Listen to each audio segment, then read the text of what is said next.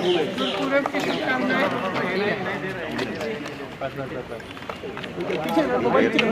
देखिए, आज सुबह प्रधानमंत्री नरेंद्र मोदी जी ने भाषण दिया। उसको देखते हुए, जब वो बात कर रहे थे तो उन्हें देखते हुए मेरे मन में ये बात आई। इसी वजह से मेरा ध्यान शहीद रंजीत सिंह के परिवार की ओर गया, जो बहराइच के गांव में रहते हैं। मैं उनसे मिली थी। उनकी पत्नी पर मेरा ध्यान एक मिनट वह जब मैं उनसे मिलने गई, उन्होंने मुझे कहा उनकी एक 19 साल की बेटी है, एक 13 साल का बच्चा है। तो हमारी बातचीत हुई परिवार वालों से। उन्होंने कुछ ज़्यादा कहा नहीं, चुपचाप बैठी थी।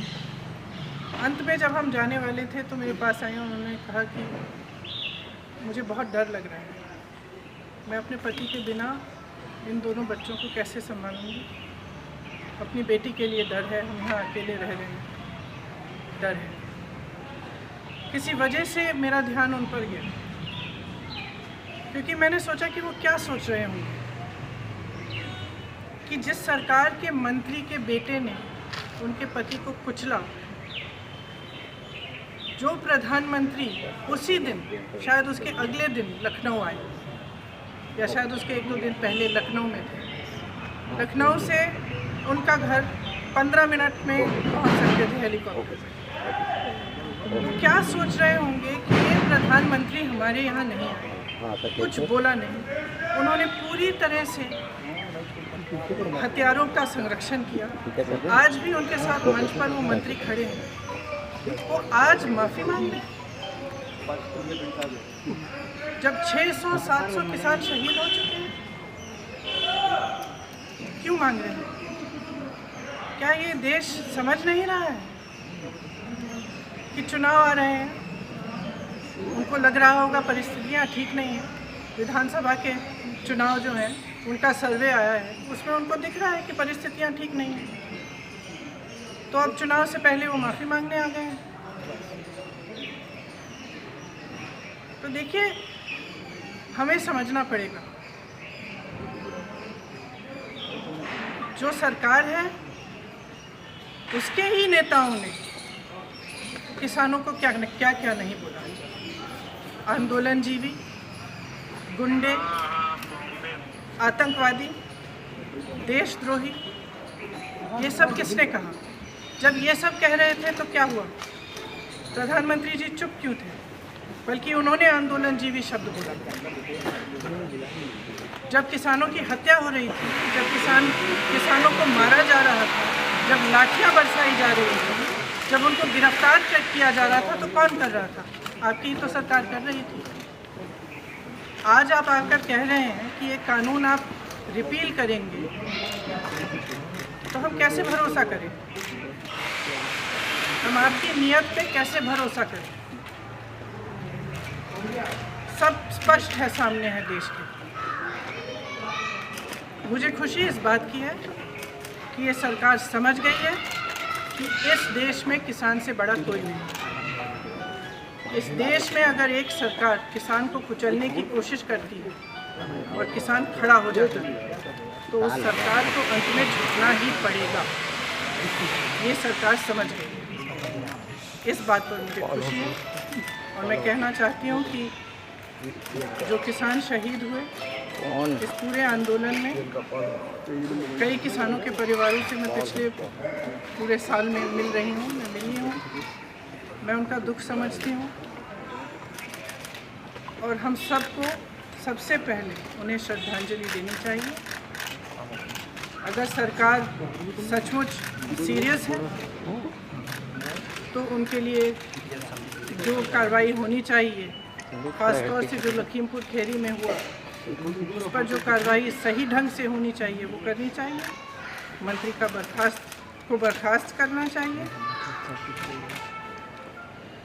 और इस पूरे देश में जो किसानों की आवाज़ उठी है, हम सबको उनके साथ हमेशा के लिए खड़ा रहना चाहिए। किसान की बहुत समस्याएं हैं। आज हर तरफ से मजबूर है, हर तरफ से वो कर्ज में डूबा हुआ है।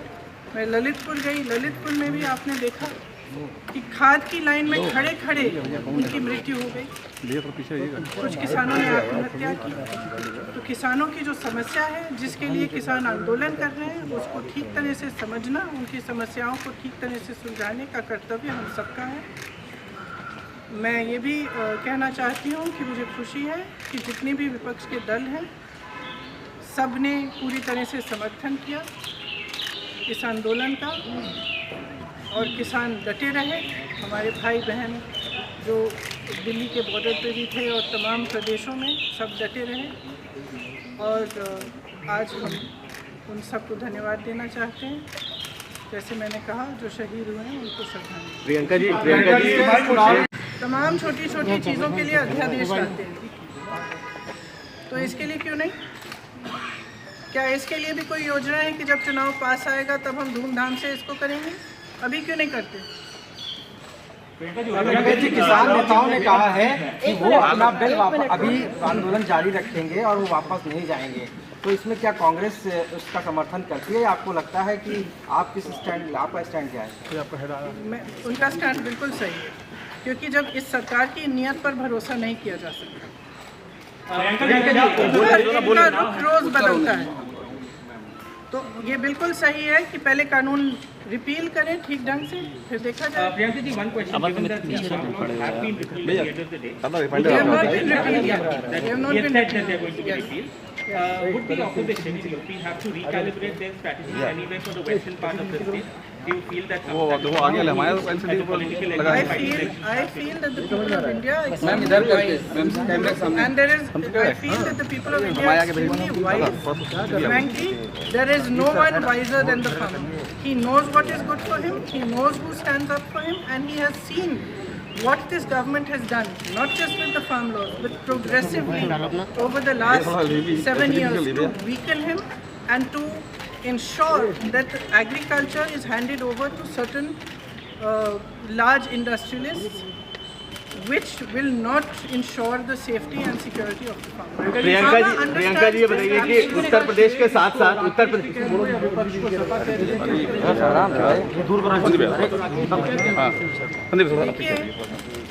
ये आंदोलन किसानों का था, किसानों का है। अपने हक की लड़ाई किसान लड़े, शहीद किसान हुए।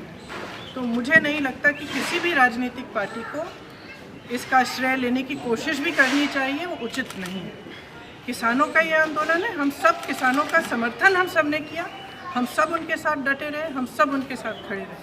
लेकिन जिसका आंदोलन है, जिसने किया है, उसी का। प्रियंका जी उत्तर प्रदेश और पंजाब दोनों के चुनाव है, एक एक करके ले लीजिए प्लीज सवाल, ऐसे नहीं आ पाएगा। आप बोलिए। मैं कह रहा प्रियंका जी कि उत्तर प्रदेश नीचे करो यार, भैया देखो भैया यार, ट्राइपॉड नीचे करो मेरा भाई, तुम कहाँ है यार? कहा था पहले नीचे रहो यार। दादा आप भाई, अरे यार हम जो आज हुआ है, पूरी तरह से इसमें देख रहे हैं, वो हमारे पीछे जीत है और अहंकार की हार। तो सरकार समझ रही है कि जब देशवासी, जब किसान खड़ा हो जाता है, जब डटा रहता है, तो उसी को झुकना पड़ता है। और ये मेरी तो आशा है कि आगे भी जो गलत कार्य ये सरकार करती है, जो गलत कानून लाती है, उनका विरोध होना चाहिए और सबको एकजुट होकर खड़ा होना चाहिए और सरकार को झुकना ही पड़ेगा। मेरे भाई ने शायद पिछले साल ही कहा था, एक बयान दिया था, अंत में सरकार को झुकना ही पड़ेगा, क्योंकि किसान की जो शक्ति है इस देश में सबसे बड़ी शक्ति है। भाई देखो, हम तो अन्नदाता है इस देश प्रियंका जी का। ये देश किसानों ने बनाया। दादा थोड़ा सा उत्तर प्रदेश और पंजाब दोनों जगह चुनाव है। प्लीज। पंजाब पर क्या अभी भी जब वो अपने एक तरह से जो उन्होंने गलत किया है उसको पहचान रहे हैं, इसीलिए वो आज भाषण दिया उन्होंने। लेकिन अभी भी ये एक फ़र्क बनाना चाहते हैं कि ये किसान जो आंदोलन कर रहे हैं ये अलग हैं और बाकी देश के किसान अलग हैं। ये बात बिल्कुल गलत है। पूरा देश का किसान एक है। आज देश में एक भी किसान नहीं है जो प्रताड़ित नहीं है। एक भी किसान नहीं है जिसकी बड़ी बड़ी समस्याएं नहीं है, जो कर्ज में नहीं डूब रहा है हो या किसी और वजह से दिक्कत उसको नहीं आ रही हो। आपने देखा पेट्रोल और डीजल के दाम क्या है। डीजल के दाम से का सबसे बड़ा प्रभाव किस पर होता है? खाद मिल नहीं रही है, खाद की लाइन में लोग गुजर रहे हैं। देखिए, जनता में बहुत विवेक है, जनता सब कुछ समझ रही है। Priyanka ji, several farmers have lost their lives और due to इतना this समय protest. क्यों इंतजार किया? इतना समय क्यों इंतजार किया? आप आज तक तो आप कुछ नहीं बोले। एक बार आप बॉर्डर पे नहीं गए, एक बार किसानों से मिलने नहीं गए, एक बार बातचीत नहीं की। जहाँ हत्याएं हो रही हैं वहाँ भी नहीं गया, इतना पास आकर नहीं गए। तो आज अचानक क्या हो गया?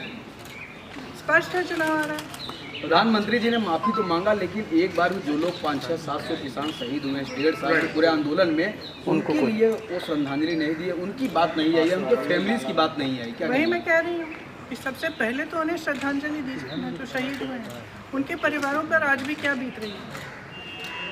उन्होंने अपने पूरे भाषण में एक बात कही। उन्होंने सबसे पहले स्वागत करने वालों में हैं, एक तरीके से वो बीजेपी के साथ जा रहे हैं। इससे आपको कुछ समझना चाहिए। आप देखिए, पंजाब की जनता में बहुत विवेक है। पंजाब को किसानों ने बनाया है, किसान सब कुछ समझता है, मुझे समझाने की कोई ज़रूरत नहीं है। वो सब समझते हैं कि क्या हो रहा है, सब देख रहे हैं, पूरा देश देख रहा है कि किस तरह से राजनीति हो रही है। प्रियंका जी, क्या आने वाले जो चुनाव हैं उसको देखते हुए फैसला लिया गया है? आने वाले जो राज्यों में चुनाव है, क्या इसी वजह से इसका सवाल का जवाब दे दिया गया है। मैं कह सकती हूँ ये बहुत ही स्पष्ट है कि जो चुनाव की परिस्थितियां हैं उनको देखते हुए आज ये निर्णय लिया गया। मैडम, कॉम्पनसेशन को लेकर